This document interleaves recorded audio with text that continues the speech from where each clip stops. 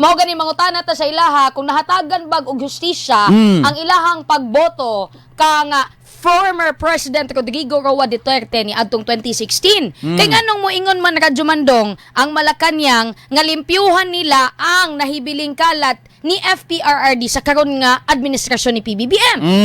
So, sa inyo ang tan-aw mga kasama, daghan bag kalat nga nabilin si FPRRD? Nasayang ba inyohang boto mga kasama ni adtong panahon na? Bitaw. Kay niingon man si Palace Press Officer Radyo Mandong Undersecretary Claire Castro, dako daw og na kining tabang ang pagban ni Pangulong Marcos sa mga pogo nga nakahawa na sa Pilipinas sa gray list sa Financial Action Task Force.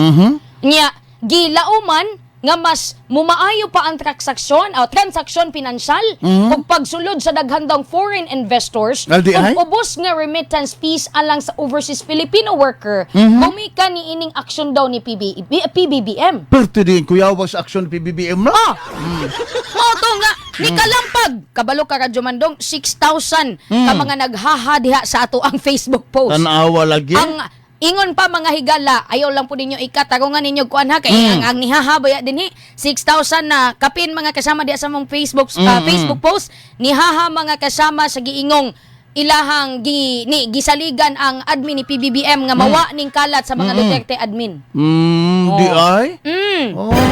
Mayroon din kini si Castro bagsikig panaway laging digong.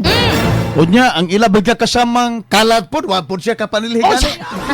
Motay mong di ba gisgutan ko ganina nga grabe kayong pahumot Grabe kayong pahumot ni Castro kang PBBM. Unya ang katawhang Pilipinhon.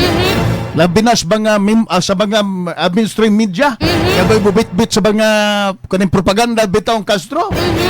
Makita lagi ni mo day purti daghanang hahaha. Uy. Kasaro o gadi maikog Aldas Castro nga tanaw bagya kasama moingon sa PBBM nga. Ay, parang hindi mo rin na perform ang duties and responsibilities mo. Ay. Kana lang ko madutlan Radyo Mandong. I will look for another police officer. Kana lang ko madutlan Radyo Mandong sa reaksyon sa mga tao. You better shape up or I'll shape you out.